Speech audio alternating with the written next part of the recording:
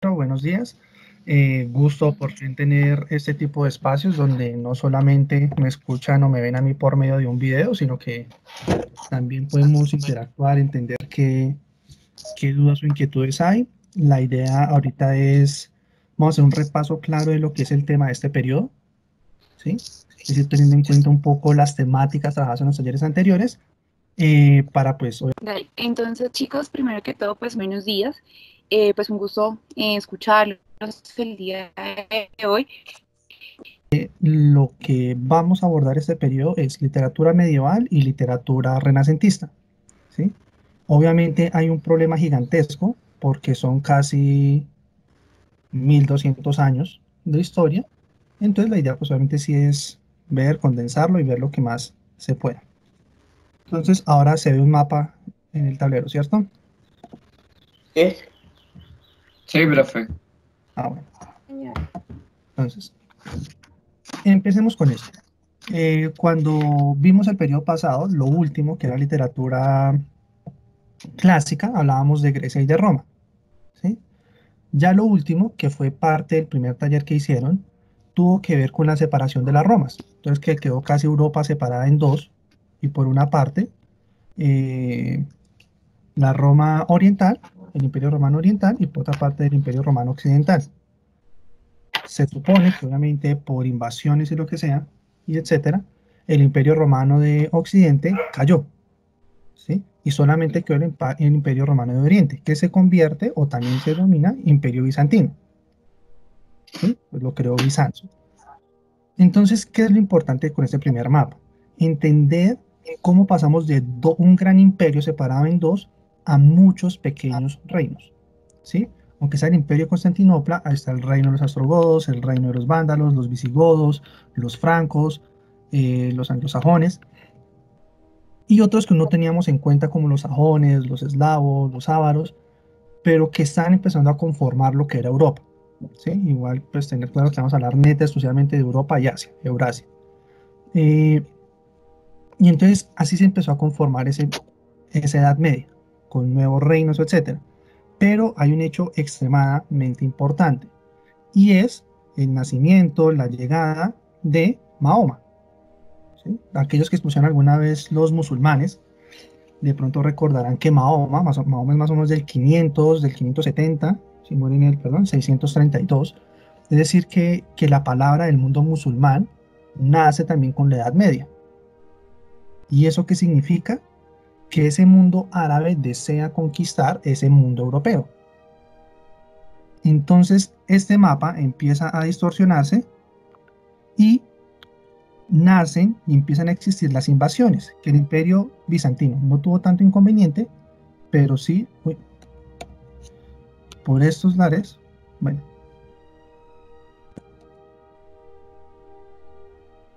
perdón, pero que sí, por la parte baja de Europa empezaron a presentarse invasiones. Entonces, este mapa que se ve ahora, se ve otro, ¿cierto? Un mapa que está dentro de un círculo. Sí, señor. Listo. Este mapa ya es como la Europa del año 1000, ¿sí?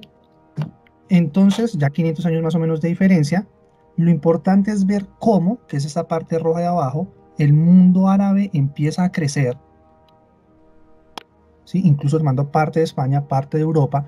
El imperio bizantino, que era la grandísima fuerza, empieza a volverse más pequeño, y por invasiones de esos pueblos que estaban en la parte alta de Europa, ya no hay 5 o 6 reinos como vimos antes, sino hay bastantes reinos. Está la España cristiana, Reino de Francia, que eran los galos, el Sacro Imperio Romano Germánico, el Reino de Hungría, el Reino de Polonia, Y entonces, ¿qué es interesante ver con estos mapas? Piensen que algo así pasa acá en Colombia o algo así pasa en algún país. Las diferencias culturales y los problemas políticos entre un lado y otro crecen. Y esos conflictos, esas invasiones, esas nuevas culturas son las que van generando nuevas formas de pensar, nuevas formas de actuar, nuevos idiomas y muchas otras cosas. ¿Sí? Pero especialmente, y es muy relevante, toda esta parte árabe que empieza a ingresar a Europa. ¿Por qué? Porque ahorita cuando veamos los textos que trabajamos, en varios de esos textos el enemigo eran los moros o esos árabes que llegaban a Europa, ¿sí? Como en el Mío Cid y el Canto de Roldán. Pero lastimosa o afortunadamente los musulmanes no estuvieron todo el tiempo, especialmente gracias a la fuerza de los otomanos. Y bueno, acá hay dos mapas. Los otomanos, digamos, al final pudieron destruir Constantinopla, es este pequeño espacio que se ve ahí, acá, y casi que volvieron en una sola ciudad el Imperio Bizantino. No hay que negar que sí, Roma seguía teniendo un poder impresionante, pero ahí se ve más o menos en rojo cómo fue creciendo el mundo musulmán. Bueno, en rojo no, todos los que se ven con color es el mundo musulmán. Y lo importante de esto también es ver que los musulmanes también tienen diferentes formas de concebir el arte, las letras, la vestimenta, y eso va combinándose con lo que tienen los españoles. Y al lado izquierdo, si ven el mapa, pues que obviamente es de muchos años, es por ejemplo como en un principio, que muestra acá año 1000, 1500, casi la mitad de España tenía pues un lenguaje árabe, y esa mezcla del árabe con esas regiones españolas crea muchísimas lenguas. El castellano pues obviamente es el que más crece y es el que hablamos nosotros, pero también está el catalán, el aragonés, el vasco, ¿sí? Y esto muy importante. Para llegar a qué es lo importante del contexto. Invasiones, ya lo hablamos, mezcla de idiomas y creación de nuevos. Sabemos que el Imperio Romano hablaban latín, y entonces ahora ya no todo el mundo hablaba latín. El latín era como una lengua muy para la gente de clase alta, para aquellos que tenían dinero, para aquellos muy educados. La mayoría de gente que no tenía casi plata empezó a mezclar según su contexto palabras, gentilicios, formas de hablar, y se crearon muchísimos de los idiomas. Entonces todos sabemos que las denominadas lenguas romances, que son las lenguas que vienen del latín y se llaman romances pues porque vienen de Roma, del latín que se hablaba en Roma.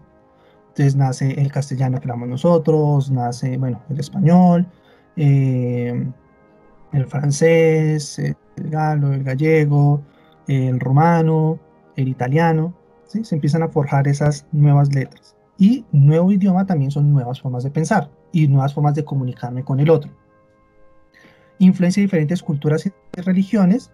Esa mezcla, especialmente en España, el mundo musulmán, o el mundo, el mundo musulmán con el mundo cristiano, tiene cosas culturalmente bien hechas. Entonces uno puede encontrar muchas de las estructuras o edificios españoles que después, muchos años después también se ven ciertos artistas, con base en pinturas musulmanas, ¿sí? Las repeticiones, la forma de crear, piensen más o menos en el Taj Mahal, ¿sí? Aunque eso es más indio.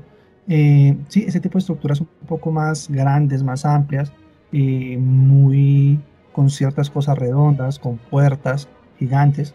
Entonces esa parte cultural se empieza a meter a mezclar con las cosas españolas, y obvio, que de pronto es lo que la mayoría conocerá, esas guerras religiosas, especialmente porque pues Mahoma prometió, y la palabra de Mahoma decía que el mundo musulmán iba a ser el que controlara el mundo como tal, pero pues la parte cristiana tampoco estaba muy acorde a eso. Entonces empezaron muchas guerras, conocemos guerras santas, la guerra por el Santo Grial o el control de tierra en el Medio Oriente, las ciudades santas. Todo el mundo pues de pronto no a profundidad, pero tiene más o menos idea de qué significan las cruzadas. Entonces este contexto es el que habita la Edad Media. ¿Todo fue horrible, todo fue guerras, todo fue problemas entre ellos? No, porque si vemos como tal, ya lo dijimos, es un poco más de 1000 años lo que dura la Edad Media. Y por ejemplo, nosotros pensemos en estos últimos 100 años. Hemos tenido guerras mundiales, hemos tenido Guerra Fría, hemos tenido creación de nuevos países, de un montón de cosas, pero no vivimos totalmente horrible en este tiempo, ¿sí? Entonces vemos que en un rango de 1000 años, pues hay ciertas cosas importantes, pero no es que se viviese horrible siempre, ¿sí? Entonces es como esta primera parte del contexto, que tiene que ver mucho con el primer taller que se hizo, de hablar de la caída del Imperio Romano y la intención de todo esto.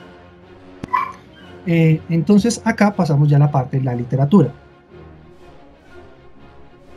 Y vamos con cantares y novelas de caballería. Con los cantares Bueno, el nombre lo dice, ¿sí? Incluso una pregunta del taller anterior decía que cree que es un cantar acorde a lo que se ha visto. Bueno, hago un paréntesis, espero, aunque sea, hayan leído el taller de esta semana para que ahorita tengan preguntas y sea mucho más claro responder ciertas cosas. Entonces, digamos que esta imagen del caballero es algo que tenemos muy claro y es una de las imágenes más metidas en la casa que tenemos de la Edad Media, ya sea por películas o videojuegos, Assassin's Creed, cosas del Señor de los Anillos, ¿sí? Donde vemos mucho ese caballero, andar a caballo, guerras épicas y todo eso. Y en la parte de la literatura tenemos que tener claro es por qué se da, ¿sí? ¿Cuál es la intención de la literatura? Que vimos en la clásica y la antigua esa idea de crear una identidad, de dar las bases teóricas para decir en qué creemos y por qué creemos. Y ya en este mundo medieval, si vimos, se están creando nuevos territorios, también se requiere una consolidación de ellos, pero ¿desde dónde? Y es lo importante. Entonces nosotros abordamos tres textos, perdón. Tres textos. El Cantar del Mío Cid, el Cantar de los Nibelungos y el Cantar de Roldán. Si se dieron cuenta, tanto el Cantar del Mío Cid como el Cantar de Roldán tienen cosas similares, ¿sí? Un caballero tiene que hacer cierta encomienda, algo pasa y una lucha hasta decir no más, obviamente con finales diferentes. El Cantar de los Nibelungos tiene un contexto un poco diferente, no es tan, ¿cómo decirlo? No es tan real, puede decirse ciertas cosas, porque pues al principio pelean con un dragón, roban un tesoro a una gente que vive bajo la tierra, y pues no sé si se vio el video de YouTube la vez pasada, de este taller anterior, en el Cantar de los Nibelungos hay algo interesante, y es que muchas de las historias que están ahí pueden referenciarse a historias que todos conocemos. Entonces, ahorita el nombre de la princesa, se supone que como la despertaron o cómo se consiguió el reino fue porque la despertó porque ella estaba dormida en un castillo, ¿sí? Entonces del Cantar de los Nibelungos sale como tal la historia de la Bella Durmiente. Del Cantar de los Nibelungos, Tolkien creó, basándose en varias historias, el Señor de los Anillos, porque supone que cuando conquistaron los Nibelungos, tenían un tesoro, pero la parte más importante era un anillo que controlaba las emociones, ¿sí? Que es la historia base de El Señor de los Anillos. Entonces, este mundo épico lo reconocemos, aún lo vivimos, lo vemos en cine, lo vemos en todo lado, y especialmente lo hemos mitificado mucho. Si pueden ver abajo en la esquina derecha, pues hay un dragón, y es que aunque no existan, no sabemos comprobados que existan, sí tenemos la sensación de que pudiese pasar, ¿sí? Y esa es la intención de ese mundo medieval. Pero entonces, características de la novela de caballería. Empecemos con, existe el caballero. Entonces está el Cid campeador, está Roldán, está el otro caballero. ¿Y qué pasa con ellos? Son capaces de ir más allá de lo que sienten y lo que creen. ¿Sí? Son capaces de dejar absolutamente todo, su vida, sus deseos, todo, absolutamente todo por su país, su reino, su imperio, lo que sea. El Cid campeador fue desterrado, volvió y sacó a los moros, ¿sí? Roldán tuvo que enfrentarse contra los moros, contra los árabes, pero era tan digno que no requería apoyo de Carlomagno, entonces él luchó hasta decir no más, y Carlomagno ya después cuando lo vio muerto dijo que era un guerrero totalmente valioso, lo que sea. Entonces tenemos un caballero, que después fue su novela de caballería, que es capaz de hacer todo por lo que desea, y se convierte en un héroe, como esos héroes que uno veía en la literatura clásica, como Ulises o Odiseo, que pasaban pruebas y pruebas y pruebas para demostrar lo que valían, ¿sí? Entonces acá hacía eso el héroe, pero básicamente lo que hacía era lo que hacía era en honor al rey y en honor a Dios, porque el rey pues era representante y parte fundamental para la creencia de Dios, Entonces ese caballero hacía todo por su reino, pero el reino representado en una persona que era el rey y generalmente representado como todo un pensamiento que llega a ser Dios. Entonces el caballero es como tal quien defiende con todo lo que es posible, con su vida incluso, esas dos cosas. ¿Y qué pasa con ambas historias? O con las tres historias. Empiezan a consolidarse imperios. Entonces, ¿dónde cayó Roldán? En lo que ahorita conocemos como Francia, y empiezan a fortalecerse esa parte franca en Europa, los francos. El Cid Campeador sacó a los moros y empezó a hacer que el reino de España creciera mucho más, especialmente el reino de Castilla, tuvo ciertas tierras y pues se fortalece como tal el reino de España, bueno, el reino de Castilla. En el Cantar de los Nibelungos se une ese mundo alemán con ese mundo nórdico, con ese mundo de Islandia, y toda esa parte que nosotros conocemos como vikingos se mezcla con el mundo europeo, ¿sí? Con el mundo occidental, el mundo cristiano. Entonces como que se conforman esa mixtura, ese nuevo idea. Bueno, ya dijimos, el caballero es extremadamente valiente, es capaz de hacer todo, y son textos realistas, porque reitero, lo que pasó en el Cantar del Mío Cid se supone que sucedió, lo que está en el Canto de Roldán, hay hechos históricos que muestran que sí sucedieron. El de los Nibelungos se supone que sí existió en los personajes, sí sucedió como tal en las guerras, pero obviamente el vencer al dragón, el ser extremadamente fuerte, etcétera, pues ahí sí lo ponemos en duda. Entonces, eso frente al taller anterior. Ahora, frente a este taller, y espero no demorarme tanto porque llevamos 20 minutos casi, hemos trabajado dos textos, bueno, 4 textos, si ya revisaron el taller. Los dos primeros textos que abordamos son el Rey Arturo, las leyendas del Rey Arturo y la leyenda de Guillermo Tell. ¿Por qué estos dos? Empezamos a hablar con la narrativa, ya textos más contados. Bueno, en el anterior eran cantos porque era parecido a la Ilíada, la Odisea, y epopeyas en la cual por medio de versos se va contando la historia de un héroe, ¿sí? Como si fuese un poema llamado poema épico, ¿sí?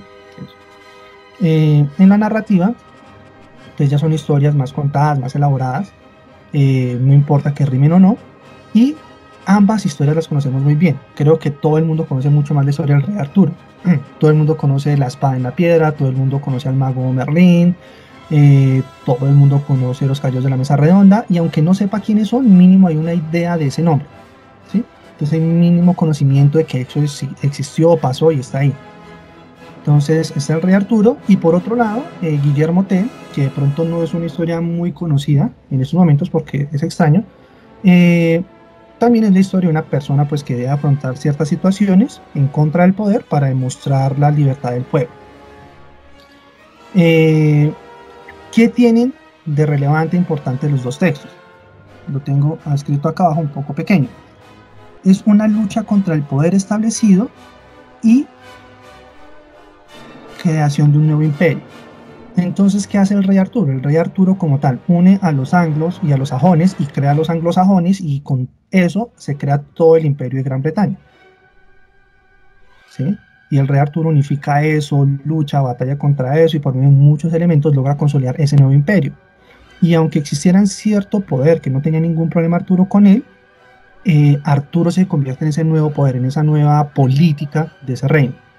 Por el otro costado, Guillermo Tell, al no querer respetar ciertas leyes que eran muy absurdas, como rendirle tributo a un sombrero, tiene que pagar una penitencia, y pues ya la imagen lo dice todo, y es atravesar con una flecha una manzana que está sobre la cabeza de su hijo. Pero entonces esto demuestra la valentía del hecho de que es capaz de pasar sobre ese poder establecido que es injusto, y se supone que con este acontecimiento o este hecho de Guillermo Tell, nace como tal la parte de Suiza y se consolidan varias partes de lo que llega a ser Alemania y la parte germánica, ¿sí? Entonces después de que Guillermo Tell hizo eso, mucha gente se dio cuenta que habían cosas injustas, había una rebelión, Guillermo Tell estuvo al frente, y entonces también se consolida un nuevo imperio, y está también contra ese orden establecido que es injusto. Entonces esto en cuanto a la parte de la narrativa medieval, con esos dos textos que conocemos a profundidad. Y ahora vamos con la siguiente parte, que va la profe Ivonne. Bueno, buenos días. En cuanto a la tragicomedia, como su nombre lo indica, precisamente es ese género en el cual se mezclaron tanto elementos trágicos como elementos cómicos que le suceden a los personajes en una obra de teatro, cuyo origen pues, se remonta también a la antigua Grecia. Recordémonos que nosotros dentro de nuestras exposiciones precisamente hablábamos de Grecia y en su literatura abarcamos este subgénero que era la tragicomedia. ¿Qué características tenía esta tragicomedia? Primero se mezclaban elementos cómicos y trágicos. No quiere decir comedia en cuanto a risa, a lo cómico, sino esta comedia hace alusión a lo satírico, a lo jocoso, que es satírico, esa indignación que había por parte de la sociedad en cuanto a los problemas que se evidenciaban en ese momento, y su propósito era especialmente moralizante, es decir, generar en las demás personas precisamente eso, una moral, el repensar lo que se está haciendo y pues obviamente como ridiculizar mediante la ironía esos aspectos de la sociedad humana, ¿cierto? Entonces también en cuanto a la tragicomedia se puede ver que pues hay presencia de contradicciones humanas. Esas contradicciones pues son en cuanto al realismo, en las que los personajes y situaciones se contraponen. Entonces, por ejemplo, en uno de los textos que se propone para este taller de 4 y 5, de la semana 4 y 5, proponemos la Celestina, la obra de la Celestina, en el cual nosotros vamos a evidenciar cada uno de estos elementos. Entonces, cuando nos hablan de esas contradicciones humanas, aquí podemos evidenciar precisamente cómo en los protagonistas quieren ese amor, pero ese querer los puede hacer daño, incluso hasta llegar a la muerte de precisamente de esos seres amados. En cuanto al sarcasmo y la parodia, pues de una forma también muestra esos recursos en cuanto a la empatía al pueblo y mostrar una realidad mediante ciertas situaciones que se van a ir presentando en la Celestina. En suspenso, pues es importante que se vaya trabajando a través de diversos acontecimientos para un desenlace. Ahorita, como lo mencionaba, uno de los elementos o una de las obras que se va a proponer para este taller es Celestina. Y entonces en la Celestina vamos a ver el amor entre Calisto y Melibea, pero es un amor que no se puede llegar a consolidar. Celestina es una persona que empieza a hacer como unos hechizos, a manipular a través de las mentiras y logra concretar ese amor.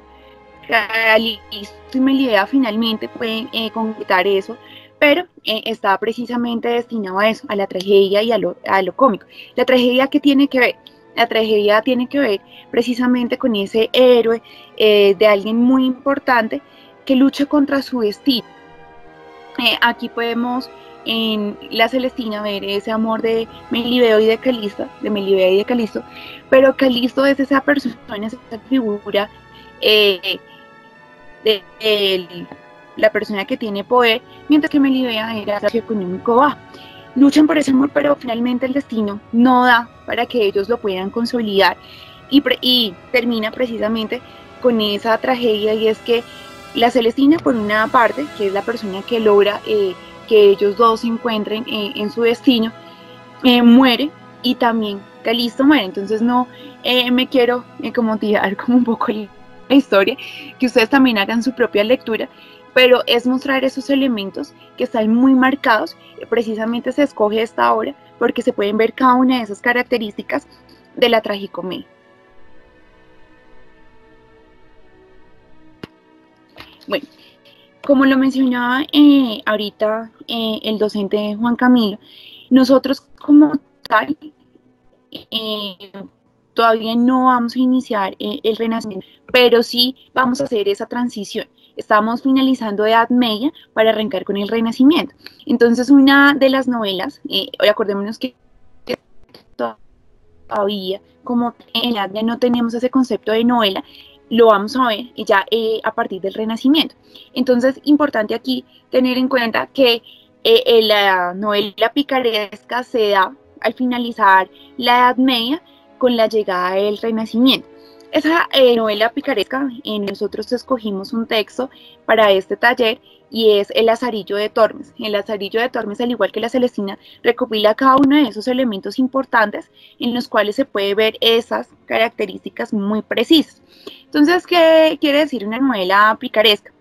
Hace parte de un género literario que se escribe en prosa y es muy característico precisamente de esa literatura española. Nace como parodia, ya ahorita evidenciábamos que era eso de la parodia y de las narraciones que se hacía en el Renacimiento. Nosotros evidenciábamos ahorita como en las características que nos mostraba el profesor Juan Camilo, que hacía alusión a lo caballeresco. Resulta que aquí en la novela picaresca es todo lo contrario, hace contraposición a eso.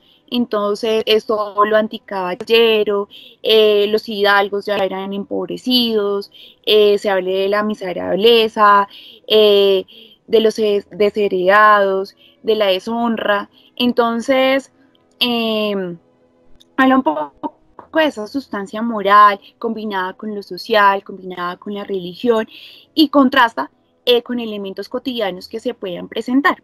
Entonces, en cuanto a las características, vemos primero estructura de falsa autobiografía. ¿Qué quiere decir? Quien cuenta realmente la historia es el protagonista como si fuese una historia real. Entonces, nosotros lo vamos a ver muy marcado en el taller, específicamente con El Lazarillo de Tormes, porque él empieza a hablar de eso, de su niñez, cómo fue transcurriendo, cómo fue vendido desde muy joven para ser empleado de otros amos, tenía amos, entonces primero cómo pasa por un ciego, por un clérigo, y así sucesivamente, qué le va pasando a Lazarillo. En otra de las características muestra una ideología moralizante. Entonces, es decir, que se cuenta desde una perspectiva final del desengaño. Entonces, el individuo finalmente es castigado. Lazarillo, al tener tantos amos y eso, pues aprende también de la deshonra, aprende de las cosas malas, de los delitos que cometían cada uno de sus amos. Luego nos dice intento de satírica y una estructura lineal. Aquí quiere decir que el pícaro es el espectador de la hipocresía que se está viviendo en esta sociedad. ¿Qué es un pícaro? Entonces, un pícaro es una persona de una condición social baja, es decir, que vive en la pobreza. Sus padres han vivido en la deshonra. No es ese ideal caballeresco y se perfila como un antihéroe. Entonces, ahorita lo que nos estaban diciendo precisamente de las características de la Edad Media era que era ese héroe que luchaba contra todo. Aquí no, aquí muestra un poco esta realidad social y esa crítica a ello. Y lo otro es el realismo. Entonces el realismo hace alusión precisamente a explicar esos aspectos de la realidad que eran terribles o eran desagradables en su momento.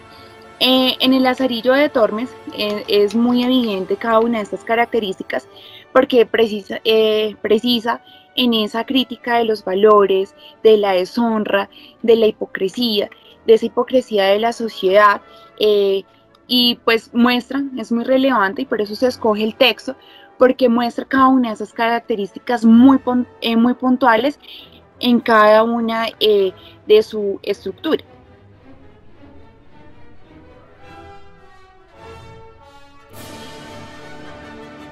¿Listo? Sí, ahora. Entonces, no sé cómo tal, ya finalizamos esta parte de contexto, que no lo estoy viendo, ahora sí creo que me estoy viendo. Teniendo en cuenta lo que en un principio, que estamos hablando de más de 1000 años, hay cosas que se omiten, ¿sí? Pues que la idea es ver. Entonces, ya vimos cantares de gesta, que básicamente son esos cantares de caballeros, de acontecimientos. No vimos los menesteres de clerecía, que básicamente son textos religiosos, pero creo que eso ya se puede abordar de otras maneras, o de diferentes maneras. novela picaresca, inicio de la tragicomedia, porque pues, vamos a empezar a entrar a la al Renacimiento, y la idea es que el próximo taller vamos a empezar a trabajar el Decameron y la Divina Comedia. Entonces, yo voy a decir adelantando eso.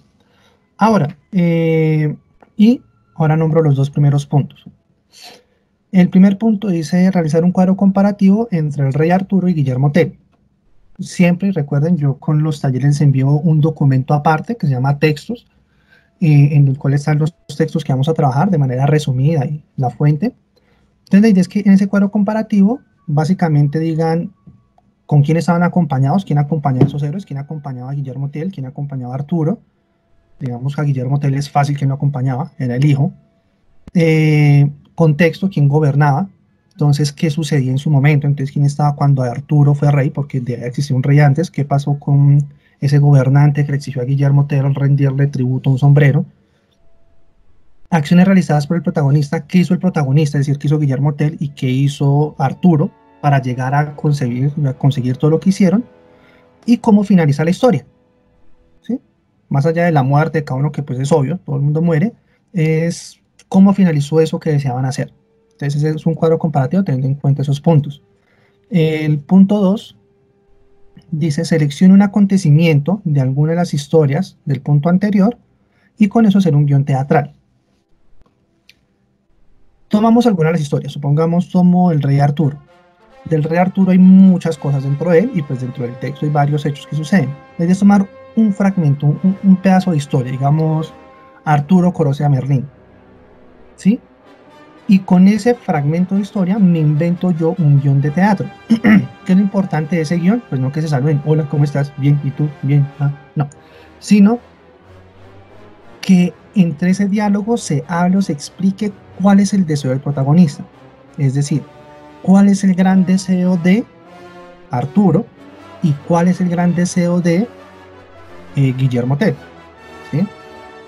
Que si hago arriba pueden estar muy similar con lo que hice las acciones realizadas por el protagonista, y es por qué hizo eso. Digamos, por qué Arturo decidió convertirse y ser el mejor rey de Inglaterra, qué lo motivaba. Entonces de pronto que lo comente en ese guión teatral, o Guillermo Tell, por qué decía que eso era injusto. ¿Sí? Eso es como tal la idea dentro del guión. Dice poseer mínimo 20 diálogos, y 20 diálogos es como 20 intervenciones, ¿sí? Como que cada personaje hable, que la suma de todos los personajes, las intervenciones, sumen 20. ¿Sí? Entonces se puede hacer así, no es tan extenso, sino la idea es hacerlo de nuevo bien. Ahora el punto 3 y 4. En cuanto al punto 3, nos está diciendo que debemos elaborar una infografía acerca de la lectura que nosotros vamos a realizar de la Celestina. Aquí es muy importante porque en el taller está muy bien hecha la descripción como tal, el paso a paso de cómo elaborar una infografía. Una infografía es una organización gráfica en la cual yo voy a hacer el uso de las imágenes y elementos que yo encuentre en la obra. Entonces, en este también tal una infografía de Lazarillo de Tormes para que nos demos una ejemplificación de cómo debemos realizarla de nosotros.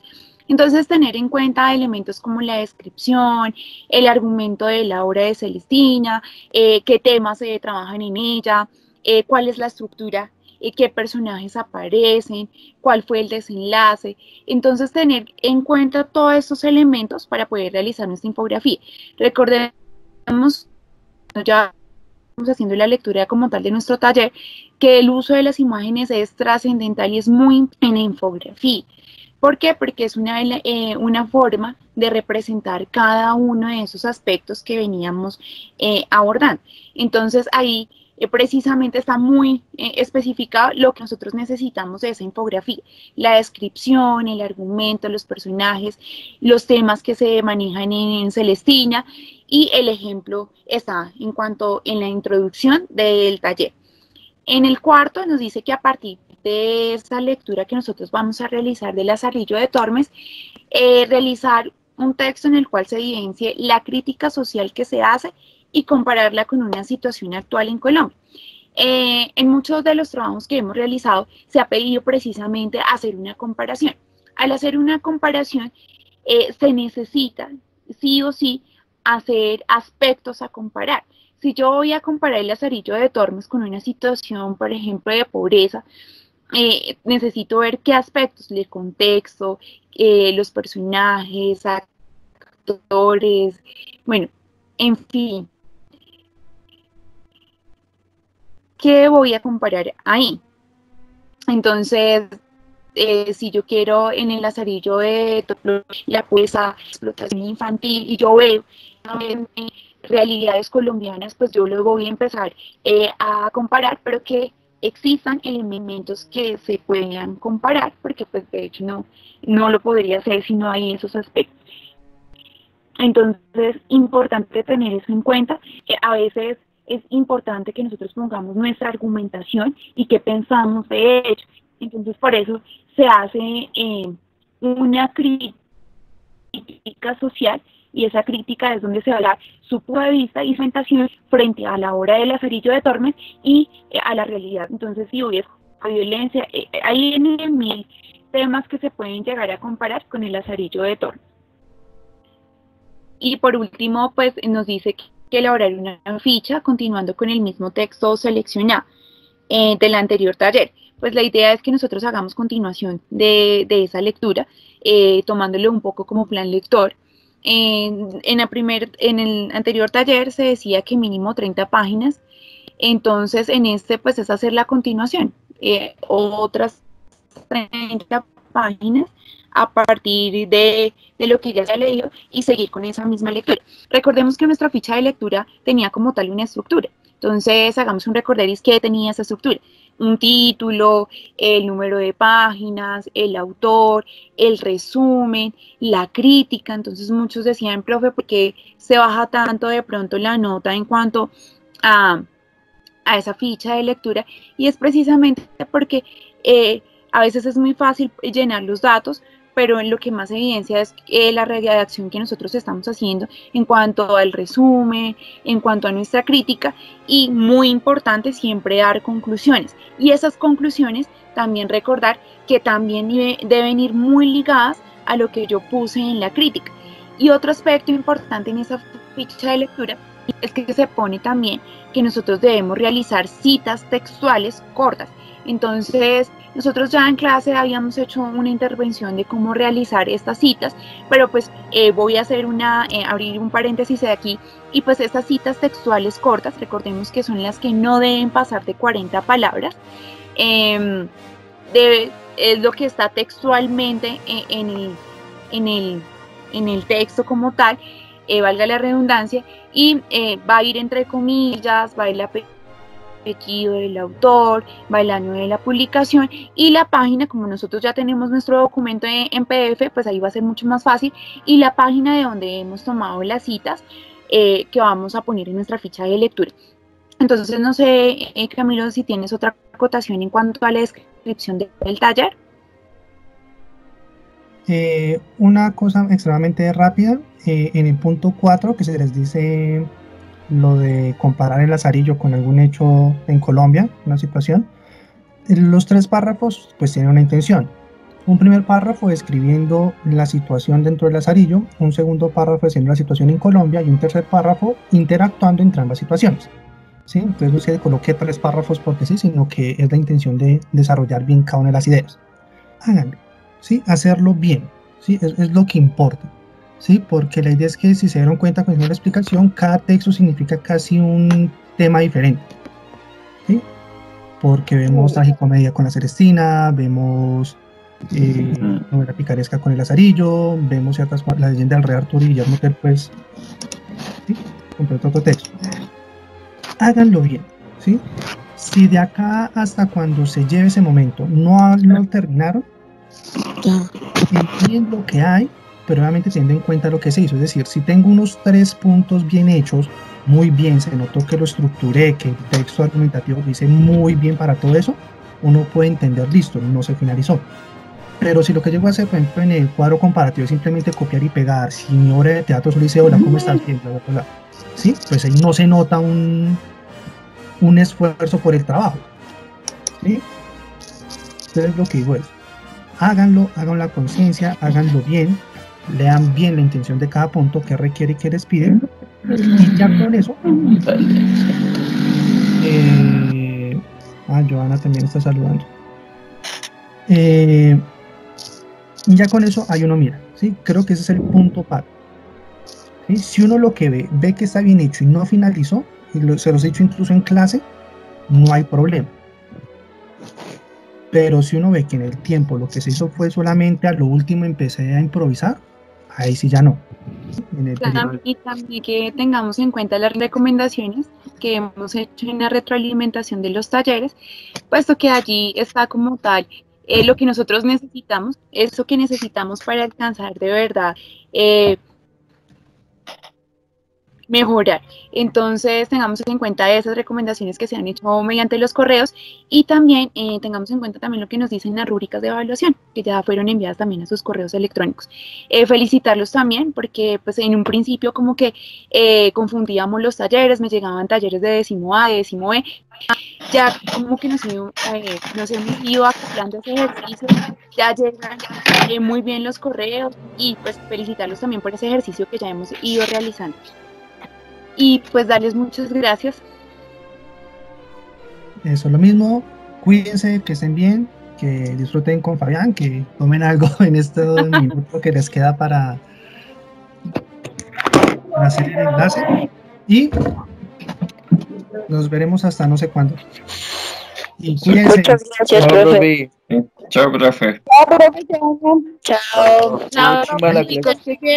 Estar muy atentos a los horarios que nos van a dar para la próxima semana. Listo, profe. Todo copas. Nos faltó. Bueno, vemos. Disfruten clase. Adiós.